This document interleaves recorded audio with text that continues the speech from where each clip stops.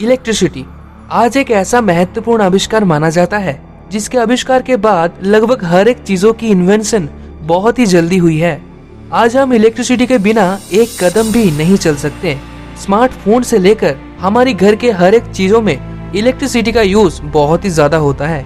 लेकिन आपको बता दूं, ये बिजली किसी ने आविष्कार नहीं किया है। ये चीज तो पहले से ही हमारी धरती में मौजूद थी।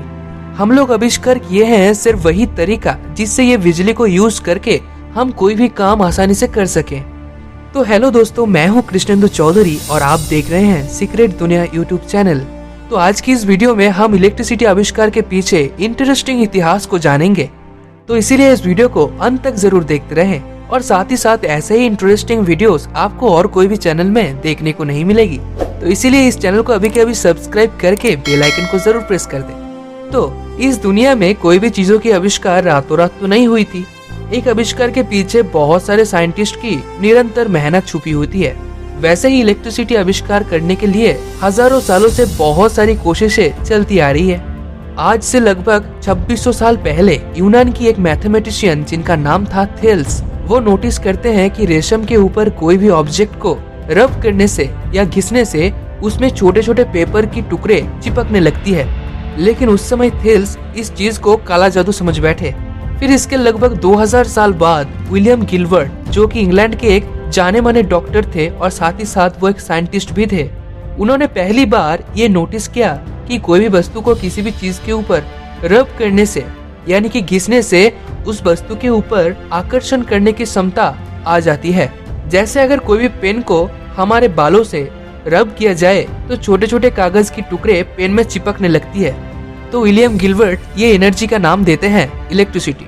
वो अपने समय में एक ऐसा यंत्र बनाए थे जिससे ये पता लगाया जा सकता था कि एक चीज के अंदर इलेक्ट्रिसिटी है या नहीं, और वो अपने इस यंत्र के नाम रखते हैं इलेक्ट्रोस्कोप। और आपको बता दूं, ये दुनिया में आविष्कार हुई एक ऐसा यंत्र था जिससे इलेक्ट्रिसिटी को मेजरमेंट किया जा सकता था। अब 18वीं सेंचुरी में अमेरिका के एक महान साइंटिस्ट जिनका नाम था बेंजामिन फ्रैंकलिन इलेक्ट्रिसिटी को लेकर बहुत सारे खोज करते हैं। और हाँ, आपको बता दूं, ये वही बेंजामिन फ्रैंकलिन हैं जिनकी तस्वीर हम $100 की नोटों में देखते हैं। फ्रैंकलिन एक समय अपनी हर एक संपत्ति को बेच देते हैं सिर्फ इलेक्ट्रिसिटी के बारे में रिसर्च करने के लिए। 1752 को एक बारिश की मौसम में फ्रैंकलिन एक पतंग को आसमान में उड़ाते हैं और उस पतंग के डोर में एक लोहे का चाबी बांध देते हैं, जिससे आसमान से बिजली झलक के पतंग की डोर के माध्यम से वो बिजली लोहे की चाबी में आता है। इससे फ्रैंकलिन को ये समझ में आ जाती है कि आसमान की बिजली में भी बहुत ज्यादा इलेक्ट्रिसिटी पाई जा सकती है। अब 1791 में दो साइंटिस्ट अलेक्जेंड्रो वोल्टास और लुइगी गैल्वानी एक एक्सपेरिमेंट करते हैं जिसमें एक मृत मेंढक के दोनों पैर अलग अलग धातुओं के टच में आते ही हिलने लगता है। तो इसे लुइगी गैल्वानी नाम रखते हैं एनिमल इलेक्ट्रिसिटी। लेकिन अलेक्जेंडर वोल्टास उनसे एक मत नहीं होते और वो कहते हैं कि ये दो अलग अलग धातुओं के कारण हुई थी।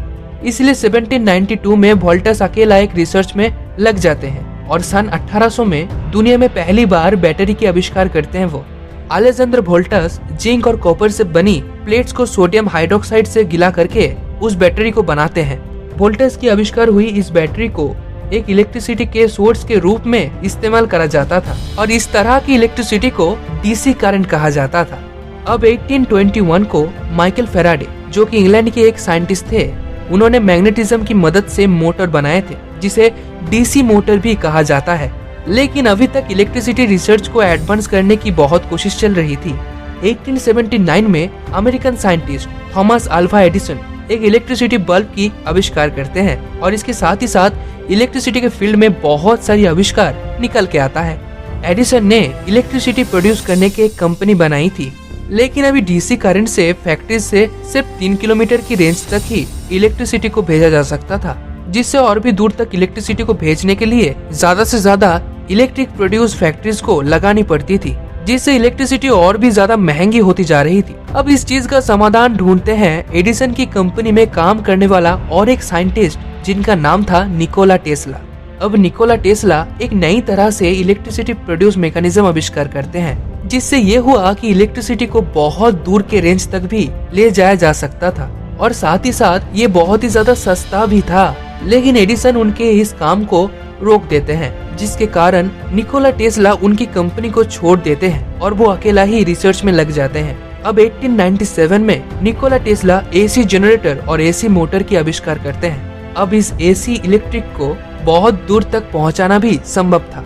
आपको बता दो कि हम लोग अभी अपने घरों में जो इलेक्ट्रिसिटी को इस्तेमाल में लेते हैं वो निकोला टेस्ला की ही आविष्कार की हुई एसी करंट है। तो कैसी लगी आपको इलेक्ट्रिसिटी आविष्कार की ये इंटरेस्टिंग इतिहास? तो अगर आपको ये वीडियो पसंद आई है तो वीडियो को लाइक अभी करें और चैनल में नए हैं तो चैनल को सब्सक्राइब जरूर करें। तो मिलते हैं आपसे नेक्स्ट वीडियो में। जय हिंद, वंदे मातरम।